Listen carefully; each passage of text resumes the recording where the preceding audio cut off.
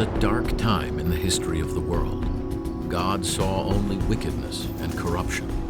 The continued existence of humanity was in doubt.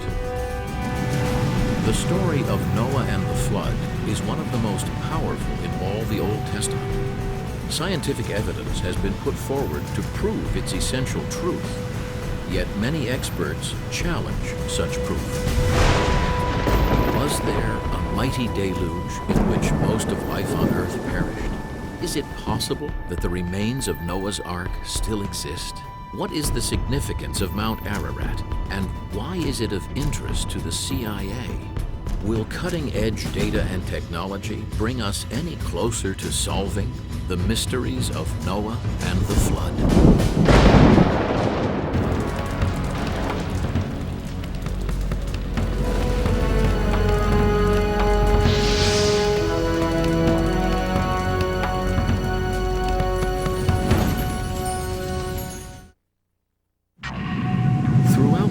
Of human history, many stories have emerged telling of a cataclysmic flood that washed away all of humanity. The most famous of these tales is that of Noah and the flood. But did it really happen? And can science produce the evidence to prove it? T-minus 10, 9, Go for 8, launch. Roger. 7, launch 6, launch enabled flight. 5, Flight 4, FSC, 3, launch. 2, 1. We have engine start, ignition, and liftoff. Liftoff of a Boeing Delta II rocket carrying the Digital Globe QuickBird spacecraft, the world's highest resolution commercial imaging satellite. The awesome capabilities of QuickBird have been recruited to help solve a 2,000-year-old mystery. Part of its mission plan includes a flyover of Mount Ararat in northeastern Turkey, said by many to be the final resting place of Noah's Ark. Third stage init. We confirmed spin up on the video. Looks like we had a nice clean separation. It is hoped that the satellite imagery generated will reveal, once and for all, the secrets concealed on the mountain's slippery slopes. QuickBird is just the latest in a 50-year parade of technology used to investigate this remote and forbidding area. On June 17th and 18th, 1949, a headquarters United States Air Force Europe plane was flying a classified reconnaissance mission parallel to Mount Ararat, Turkey, at about 14,000 feet. And in this mission, they imaged a huge anomaly that was sticking up and protruding up out of the ice, but it's very rectangular, quite large, and there appears to be dark spots, symmetrical dark spots on this anomaly, which could very well just be caves, or then again, it could be something more interesting. The 1949 photos were taken in the early days of the Cold War. Although intending to locate Russian military positions, the B-29's camera inadvertently imaged a massive anomaly protruding from the ice cap of Mount Ararat at approximately 15,500 feet. There have been persistent whispers throughout Washington about the CIA developing a thick case file on the so-called Ararat anomaly. Over the next 20 years, more photographs of the anomaly were taken by plane and satellite. All were classified top secret, and yet the agency has never officially acknowledged the existence of the anomaly. Mount Ararat is located in the easternmost extent of Turkey, just adjacent to Azerbaijan, Armenia, and Iran. Geostrategically speaking, this is a bad neighborhood. You've got the former Soviet Union just 12 miles away, and you've got Iran about 19 miles away. So essentially, Mount Ararat's been a restricted military zone for the last 50 years. Mount Ararat itself, however, is somewhere about 17,000 feet, so it's a very imposing mountain, very large, and in fact may be one of the largest mountains in terms of volume, one of the largest mountains on Earth. Because of the elevation of the mountain, there are all kinds of variations in the climate as you go up. And most of the year, there is snow cover and many ice layers. So from year to year, you form an ice layer and then another layer. And so some of the ice is made of many layers from many years of snowfall. You notice that there's a lot of clouds in the area. That's a fairly permanent feature. The climate on Mount Ararat is extremely difficult to work around, and that has been another feature that has prevented a lot of large-scale expeditions from reaching this area. Despite the brutal conditions, some people have risked their lives to determine what might be on the mountain. In 275 BC, the historian Berosus declared that a ship was atop Mount Ararat. Even the well-traveled Marco Polo claimed to have seen Noah's Ark there in the 13th century. Many others followed in their footsteps. Why do people look for anything? I mean, why confine it to the Ark? I mean, there are people looking for the Grail. There are people looking for the true cross. People would love to have something tangible they could put their hands up. And if you could find pieces of the boat, and it was sure enough in Turkey on Mount Ararat, then this seemed to be proved beyond any reasonable doubt that the story took place. And if the story took place, it accurately reflects the Word of God. If we could only nail down, as it were, where the Ark is, then we will surely know that the biblical text is a real piece of history. The first known modern Ark hunter was a German professor, Dr. Friedrich Parrott. In 1829, he visited a monastery at Ekmiadzin at the base of Mount Ararat. He claimed the monks showed him wood, manuscripts, and artifacts taken from Noah's Ark. His book prompted many others to make the arduous journey to the mountain to see what was there. In 1955, French industrialist Fernand Navarre, accompanied by his son, scaled the northwest slope of Mount Ararat, searching for the Ark. They made their way into a deep fault in the glacier where they discovered a 5-foot piece of ancient wood. Not a tree, but something obviously cut using a tool. Navarre's film of the expedition and his book, Noah's Ark, I Touched It, created an international sensation. But his discovery was made more than 1,000 feet below the location of the Ararat anomaly. And when the wood was carbon dated, it was determined to be from the 4th or 5th century AD, far too recent for the biblical flood. The call of God has led many others up the frozen face of Mount Ararat. My friend James Irwin, who was the Apollo 15 lunar module pilot, who actually walked on the moon and sampled the moon, while they were walking on the moon, he noticed a piece of rock that was particularly lustrous, white. Look at that. Guess what we just found? I think we found what we came for. Crystal rock, huh? Yes, sir. And he approached it, and he realized that that rock is going to be significant. Actually, it was later named by the geologists Genesis Rock, because it was very important. It told us about the genesis of the moon.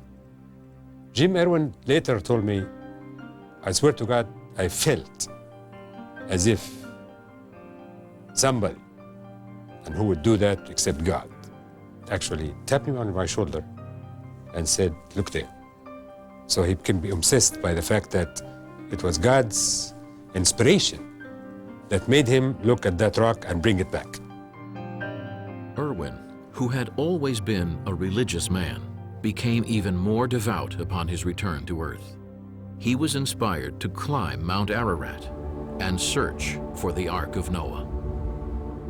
He said, I went up there, I couldn't climb up to the such and such, but I swear to God, I could see a great big area that was kind of raised in the middle and with ribs all across it, as if you had taken that great big boat, turned it over, and it landed on that soil, and it left marks on it. And then he started a second campaign to go and climb up to be able to reach this place. And unfortunately, he fell during that second time, and he finally died of his wounds. So there are people that believe so hard in this notion, and he was one of them that was moved to go there and prove it, and he lost his life. I'm not out to vindicate or prove or disprove anything about the validity or invalidity of the Noah story. What fascinates and intrigues me has been that our intelligence community has had a high interest in this particular anomaly because it simply is so intriguing. What is the Ararat anomaly? A natural rock formation? A crashed aircraft? An ancient fort? Or is it, as some people believe, the remains of an ancient vessel? Could it possibly be a portion of the original Ark? Or will 21st century technology prove otherwise?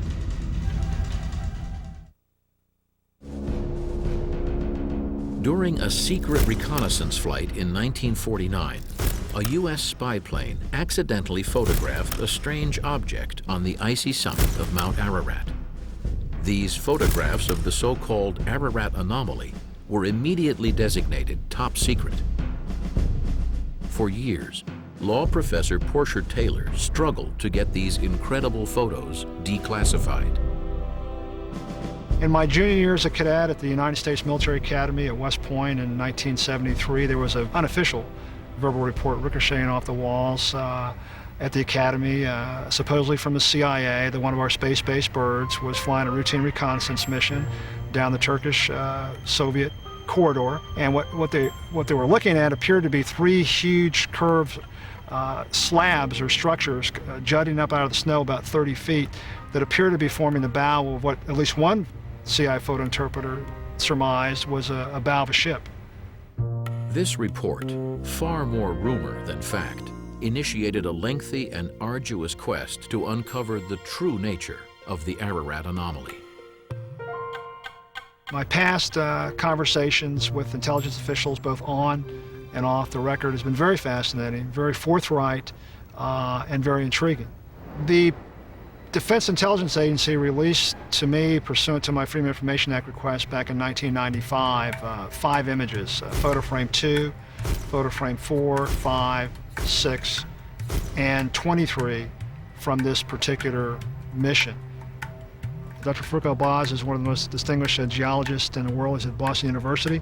He directs their very prestigious remote sensing center, and he was gracious to join my project. In a sense, I specifically asked him to come on board to be an independent and dispassionate imagery analyst. The Air Force photographs were the least effective. They were taken from a distance, obliquely, from an angle. And the resolution would vary a great deal from when you look at something that was as close to the aircraft to something that was very far from the aircraft. So there was no real consistency in these pictures, and one taken from that side and one taken from that side, and they were not taken at the same time with the sun, and we didn't even know what time of day it was taken, so we couldn't really figure out the shadows exactly, and they were the least defendable, so to speak. Unable to determine anything definite from the 1949 photos, arrangements were made with Space Imaging, a Denver-based company, to photograph the Ararat anomaly from their ICONOS satellite, the world's first 1-meter high-resolution commercial satellite. At this resolution, airports, entire city blocks, even the pyramids can be imaged with great clarity.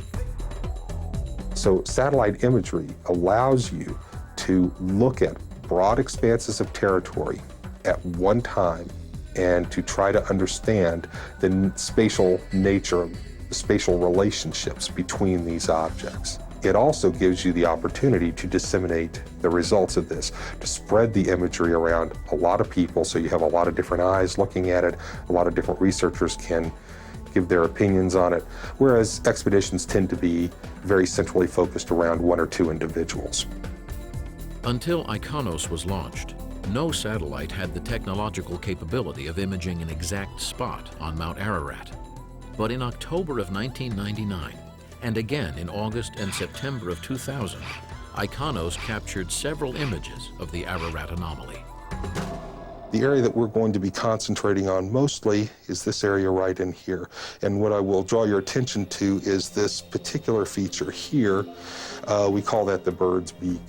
It's an area that doesn't seem to sustain much in the way of permanent snowpack. It just simply seems to be an exposed area of rock that appears from the sky to be a bird's head. And so we have been using that as the primary orientation point for locating the Ararat anomaly.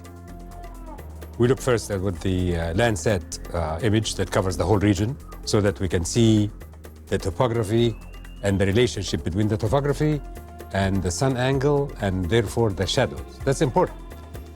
Not many people would take this into consideration, but that's very important. So we begin to investigate Ararat and where shadows would be on the different ledges. What we're looking at is the volcanic ridgeline, the anomaly, and two areas where we have landmarks being represented by a terraced snow environment here and a cornice of snow in this region here. So what we're looking at is an anomaly. In other words, something that we simply don't know what's going on up in that area. And the suggestion has been made that this is the result of a man-made feature. Because we know what day they were taken and what time of the day they were taken. Therefore, we can actually measure, ascertain the sun angle, and therefore the shadows and the shadow length. So it was very easy for us to look at these satellite images and interpret them in the way a geologist would interpret the scene. It could be a simple shadow. It could be something, it could be exposed rock. It could be something that's lying on top of the snow. Now, that last possibility, I would say, is probably a very unlikely event. Anything that might have come to rest against the ridgeline or was built against the ridgeline has long since been covered up by the snow that came afterwards. So if whatever it is that we're looking for up here has to be underneath the snow, not on top of the snow. There's really only two materials that you're going to find up there. It's either going to be rock or it's going to be wood. So we're looking at these prongs over here as perhaps being a portion of, let's say, if we're going to put it in the context of Noah's Ark, we're looking at possibly masts, we're looking at parts of the boat that have broken up. What we're looking at are effects of shadows over rock ledges and shadows of ice banks. No question in my mind. My initial read, if somebody were to put a gun to my head and say, you will make a decision right now as to what that is, I have to say that it's probably natural in origin. We're looking at the subtle interplay between the blowing snow, sunlight angles, clouds, the roughness of the rock, and so forth. It may be there. I don't know that it's not there. All I know is the fact that from the pictures that we looked at, this is not it. Since 1991, for security reasons, all access to Mount Ararat has been closed off by the Turkish government. Efforts to determine what secrets are hidden on the mountain will now demand more advanced technology. For centuries, religious faith took precedence over science where the Ark was concerned. It was thought by many that the biblical narrative was a credible historical document of a real event. But this ancient tablet, discovered in the 19th century, offers compelling evidence to challenge that belief. Evidence suggesting that the story of Noah and the flood was not the original, that it had been inspired by another, much older tale. The Noah story contains all of the best elements in folklore. A threat to humanity, a sense of precariousness of life, the danger and possibility of interacting with the numinous, with the divine. The biblical tale of evil, retribution, survival, and rebirth has become a crucial part of the sacred history of Western civilization. Those that believe in its literal truth consider it to be the true account of how nearly all life on earth was destroyed. The story of Noah and the flood is powerful but short, spanning only chapters 6 through 9 in the book of Genesis. The singular biblical God is provoked to do something about humanity because the nature of humanity is inclined toward evil. And if we had any doubt about that, just read up to chapter 8. It follows shortly on the heels of two equally famous, perhaps, stories. One, the story of Adam and Eve in the garden, and then of their sons, Cain and Abel, and of course the fratricide in which Cain slays Abel. There's something wrong. There's something deeply wrong in the human condition. What are the consequences of this, and how will this play itself out? The Bible wants to emphasize that this deity is not arbitrary. He just doesn't decide to kill people and destroy the environment in which they live because he gets up on the wrong side of the bed, or he happens to be a sadist. Again, the biblical story is at great pains to suggest that God was provoked. And he rescues what you might say is the best of a bad lot. Noah, he says, well, now Noah's a pretty good fellow for a human being. You know, so he instructs Noah to build the ark and such. Over time, countless artists have been inspired to visualize Noah's imposing vessel. Perhaps the most vivid were created by a German named Kircher. His drawings, made in 1675, are so detailed, so specific, it's almost as if he'd been there to witness the launch. Once the ark was completed, Noah brought inside pairs of every animal.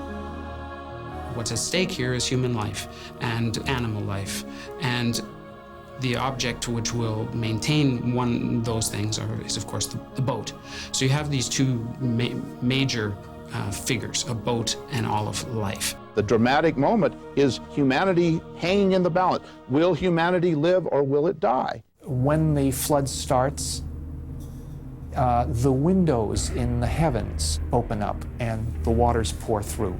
That's one powerful image that really comes through the abstractness of the whole thing to give you a sense of the horror of it. The Bible declares that all living flesh died that moved upon the earth. Only Noah and those with him in the ark remained. Eventually, the ship came to rest upon the mountains of Ararat. Noah sent forth first a raven, then a dove to seek dry land. The dove returned with an olive branch, a sign that the waters had receded. Noah and his family stepped out to greet a brave new world. The story of Noah and the flood is certainly compelling, but is it true? Where, when, and how did it originate? Even at its time, it was a cultural icon. Even before the first biblical writer set pen on paper and began to write the story in the biblical version, it was already century upon century old. The pieces of the oral tradition are, if you want, kind of mosaics that can be assembled in different ways.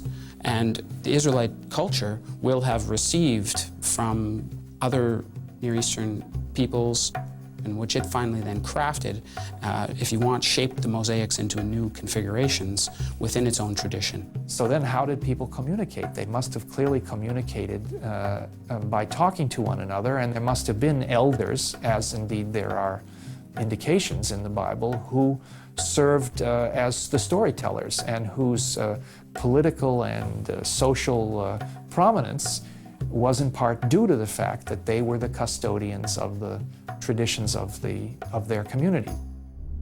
Early Bible stories were passed from generation to generation for thousands of years before being written down sometime after 1200 BC. Strangely, many repetitions and inconsistencies appear in the printed text. For example, Genesis 7 verse 12 says the flood lasted 40 days and 40 nights. But verse 24 claims the waters prevailed upon the earth for 150 days. Why didn't anyone notice and make corrections? It's clear that this was not always an effort of somebody sitting down and writing a book from the beginning, verse 1 to the end. It was one in which, in some cases, probably oral materials, but in other cases, definitely written materials, were realigned, were reconfigured, were brought into the most harmonious presentation. Most experts acknowledge the presence of two distinct and partially inconsistent narratives within the Noah story. The older J, or Yahwistic source, dates to around 1200 BC, when the tribes of Israel settled down in what became the land of Israel. The P, or priestly source, was likely written after 586 BC, when the Jews were taken into exile in Babylon. What we're now reading in the Hebrew Bible, or the Old Testament, is a conflation, an effort to bring together the J and the P sources. So as you read the story, you run across what look like contradictions. It's like they took J and P, and it was like cards in a shuffling. Here's J on one side, here's P on the other, and they shuffled them together, and these three sentences are from J, and these three sentences are from P, and so on and so forth. My guess is, and it's not only my guess, but in any case it is a guess because we don't have the guys around to interrogate, is that the people putting together the J and the P sources decided not to make a judgment as to which of the sources was the better one, was the more original, was the more correct one. They decided to bring them both in. And if you will, either to let the reader or the listener make up his own mind, or to find some way that at points looks beyond my rational powers to execute, some way to harmonize them. Flood stories are widespread in many cultures around the world. Only in Africa are such myths relatively rare. Until the 19th century, scholars were secure in the knowledge that the Bible contained the quintessential flood story, the source from which all others flowed. But in 1853, an astonishing discovery caused experts to contemplate that everything they knew was wrong. In the ruins of the Royal Library at Nineveh, in modern-day Iraq, some 25,000 fragments of ancient Babylonian tablets were unearthed. They dated to about 1700 BC, at least 500 years before the Old Testament was written.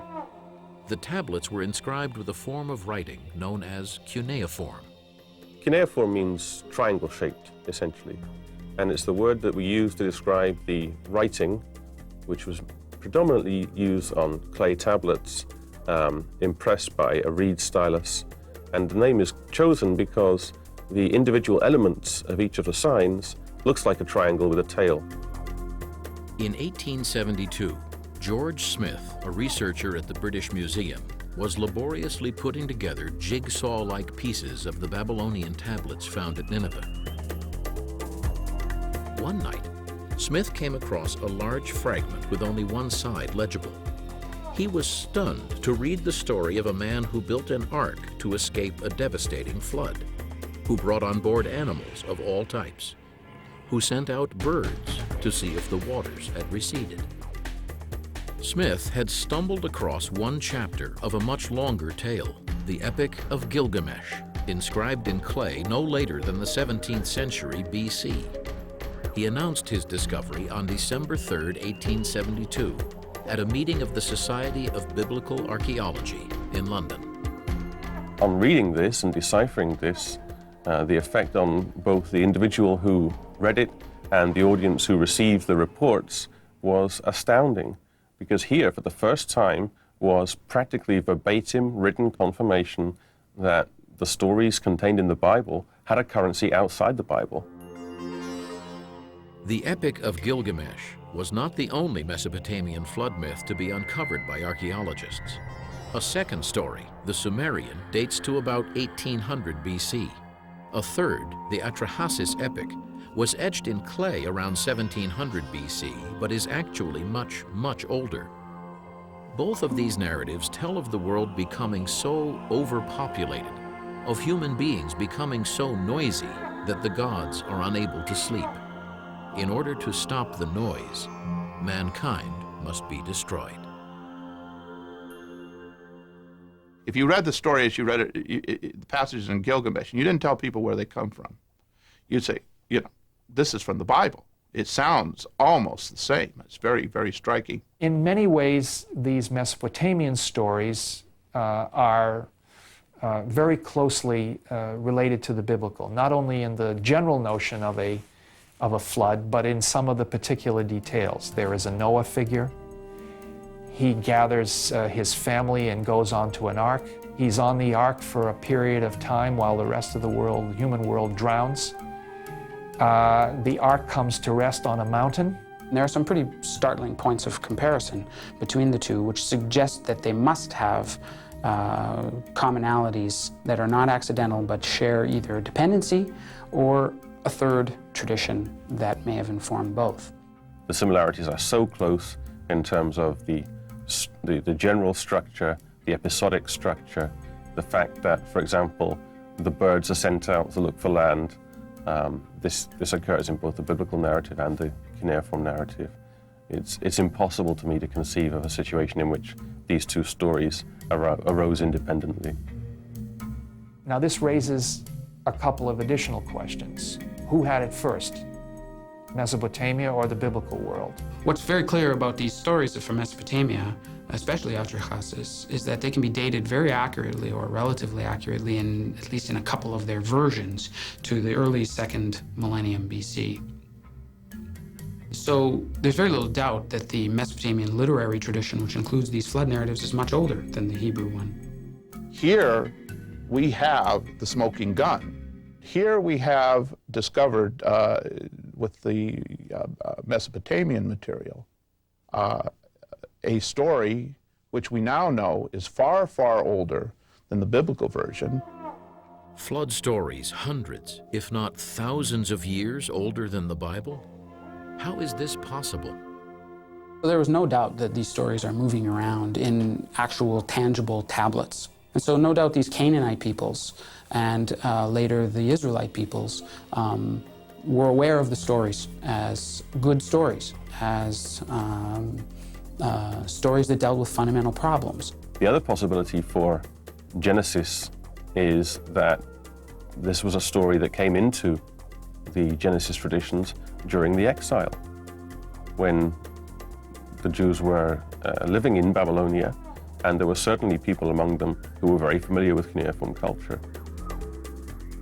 The existence of not one, but 4 flood myths in Mesopotamia caused many experts to believe that there must have been a real flood on which the stories were based. But was there a mighty deluge? And can science prove it?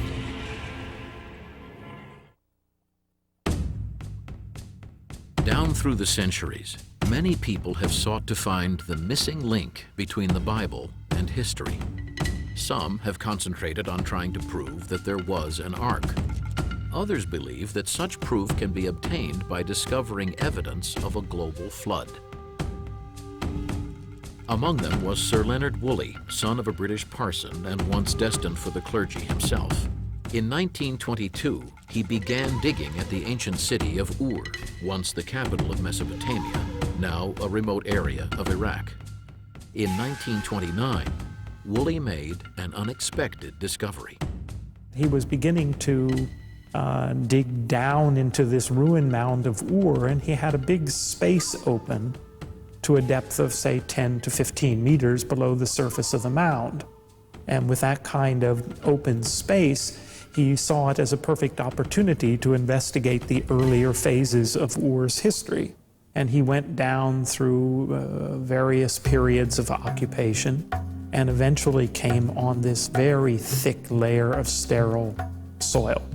Nothing in it. No remains of human habitation. Woolley pierced through the sterile soil and saw that the layers below, like those above, showed traces of human occupation. This layer of sterile soil was evidence that some catastrophe had caused the people to abandon Ur for an unknown period of time. He called several of his workers over, several of his collaborators over, among them Max Mallowan, who later married Agatha Christie, and asked them what they thought it meant, and they couldn't answer. And then his wife came by, his wife Catherine, who was a very interesting character, and whom Agatha Christie made the murder victim in her novel Murder in Mesopotamia. And Catherine Woolley immediately said, well, of course it's the flood. Being a master of public relations, Woolley immediately informed the Times of London. Word spread quickly of new evidence proving the existence of Noah's flood. Woolley returned to England an instant celebrity.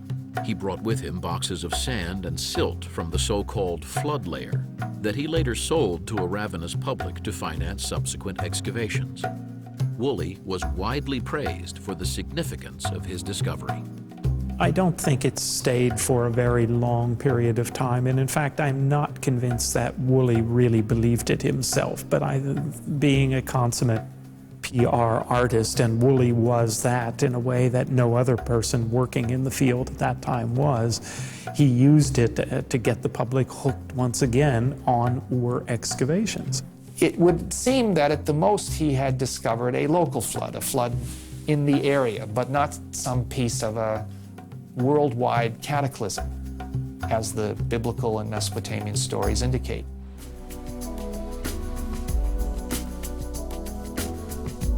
In 1997, a new theory was put forward that completely changed the way people, the press, and professionals viewed Noah and the flood. It postulated that some 7,500 years ago, the level of the Mediterranean Sea rose dramatically. A very narrow strait that was supposedly holding back the Mediterranean Sea, and that during some sort of a seismic event, an earthquake or some other event, the Mediterranean Sea managed to breach this narrow strait of land and flooded into the Black Sea region. And having it finally break through, and it would have just burst, and the water would have spilled out, it would have burst out. Imagine a situation like Niagara Falls, except for perhaps 10 times greater, with a flume of water that would have spurted into the Black Sea. Those who hold to this theory believe that at the rate that the Mediterranean Sea could have flooded through the Bosporus, the Black Sea level would have risen at least 6 inches a day. And that basically means that any settlements which existed out in the present-day Black Sea would have been swallowed up almost overnight. That would have resulted in a massive loss of life and would have been seen as an act of God by the people who lived during those times. It would have dramatically affected the ecology of the area, because it's quite clear from this shift that there was a change from a freshwater lake to a saltwater ecology all the way around. And that would have disturbed everything. And probably we don't have people coming back to live around the Black Sea for 1,000 years after it flooded. So whether it was a slow flood or a quick flood, the important point is that it changed the way people lived around the Black Sea. It was further theorized that survivors of the Black Sea flood moved north and west into what is now Europe, east toward China, and south into Mesopotamia, bringing memories of a devastating deluge with them. If indeed the Black Sea flooded cataclysmically, as they had proposed, then there should be a submerged landscape down there. And with robotics, we realized, wow, we can go down and look at that area. And what we found was something really incredible. We found a beach line. We found the old coast with various hills and probably areas where rivers had been. We found an entire landscape. And this has lent credence to the idea that there was some sort of an event that might have precipitated the Noah's Ark story. Well, I don't really have any argument with the geology or the geomorphology with regard to the Black Sea flood. I think the problem comes in linking this Black Sea flood to the flood myths as known from southern Mesopotamia and as known from the Bible. Was there a diaspora of people out of the Black Sea into southern Mesopotamia? I don't see any evidence for it in the southern Mesopotamian archaeological record. One of the things that we've found in the Black Sea research is that actually the world of the Black Sea is quite different from that ancient Near Eastern world. And both the biblical flood and the cuneiform documents that describe a flood are Near Eastern documents.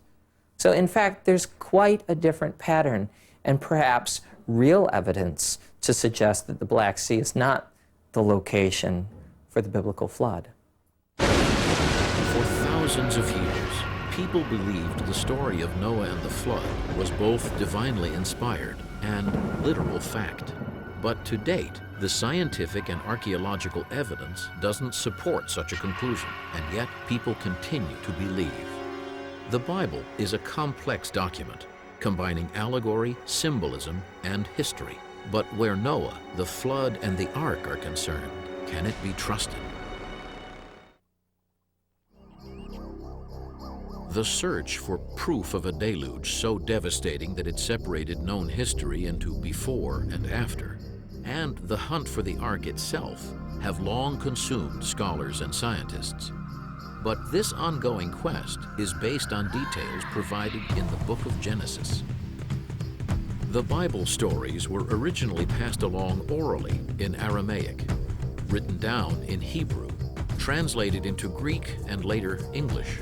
This lengthy process has served to enhance the mysteries of Noah and the flood. Is it truly the history of real people and events? Whatever event, whatever real historical event or process may lie behind these stories is so far buried in the past, even of the time in which the biblical writers were working, that it becomes very difficult to talk about these stories as histories of a flood. The weight of evidence within the stories themselves suggest that these are tales told for reasons other than to tell you what took place at a given moment. The people who wrote this story did not write it to merely entertain you and tell you a cute story about Noah. They have a big and serious agenda. They are trying to define who they are. They're trying to define who their God is. When you come then to the flood, if you want to use it as history, you have to use it as history, I think, in another sense.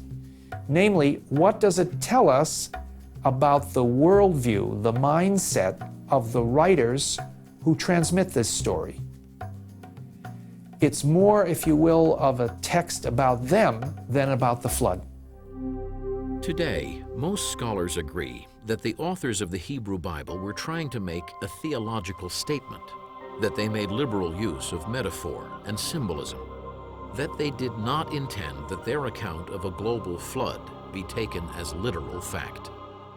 On the specific level, the Noah's flood story is a story that does not come to us as a documentary witness to a specific event. It comes to us as a rumination, although with a number of details, but nonetheless a rumination on something in the past.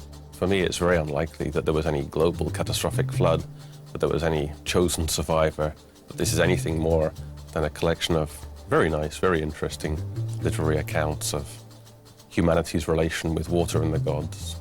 When people say global floods, particularly in the old times, they speak of floods that covered the land they knew. So that can be a little bit of North Africa and a little bit of the Near East, because to them this was the world. So there was really never an intention to say all of the masses of the earth, all of the land masses were covered by water. I would say that the flood myths are just part of life in southern Mesopotamia. And yes, it's true that the people who produced the stories and wrote these stories down could be thinking back to a particularly disastrous flood, but they probably had floods every year. I have absolutely no confidence that one of those floods was the one that spawned a legend which was then retold and retold and retold until finally it finds its way into Genesis 6 to 9.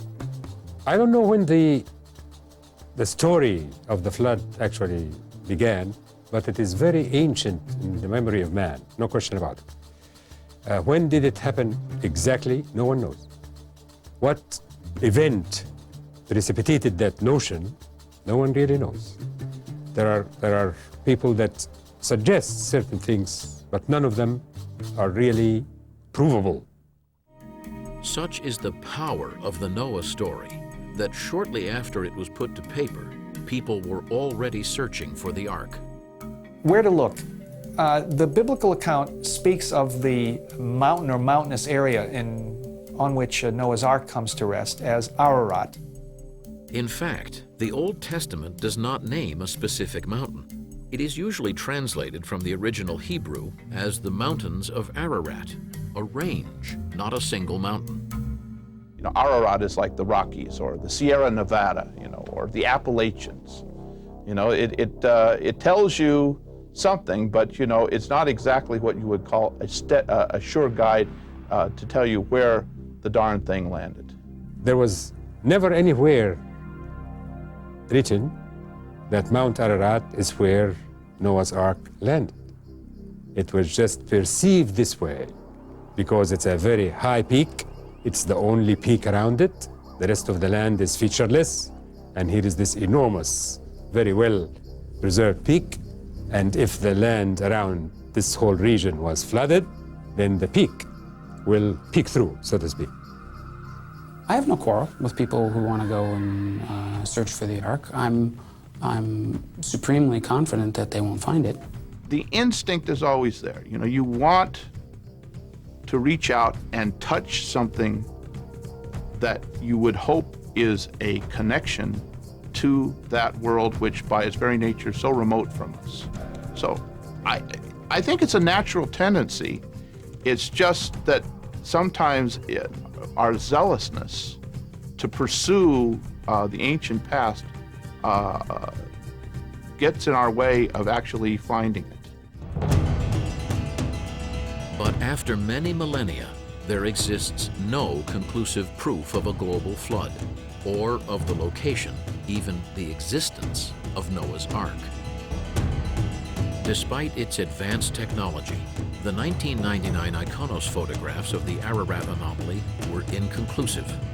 Experts studying the images were divided as to its true nature. We have engine start, ignition, and liftoff. Satellites like QuickBird, with its staggering half-meter resolution, may one day help reveal the truth about the Ararat anomaly. But will the story of Noah and the flood ever give up all its secrets? Everything is in a state of flux in Mesopotamian studies, and that's the fun. Well, in a way, I almost hope that we always have a little element of mystery. It's what keeps us going to investigate. I don't think it's possible to fully, completely, totally understand our environment. It's the journey that makes it worthwhile, not the end result. The search is part of the exploration, part of knowing about the earth, part of knowing about the environment, part of knowing about our culture and our religion, and all of that. That's great. That's the beauty of the mystery, if you want, of these stories. They always invite the reader to ask new questions in each new generation. Whether you believe in it, whether you don't believe it, doesn't make any difference. It affects you. I mean, if we've ever had any doubt about it, of late, we know religious concepts motivate great acts, good and evil, all over the world. I don't think that we get to the point where we say we absolutely know what it was like in the past. We always leave a little door open for a new discovery. I hasten to say, God only knows.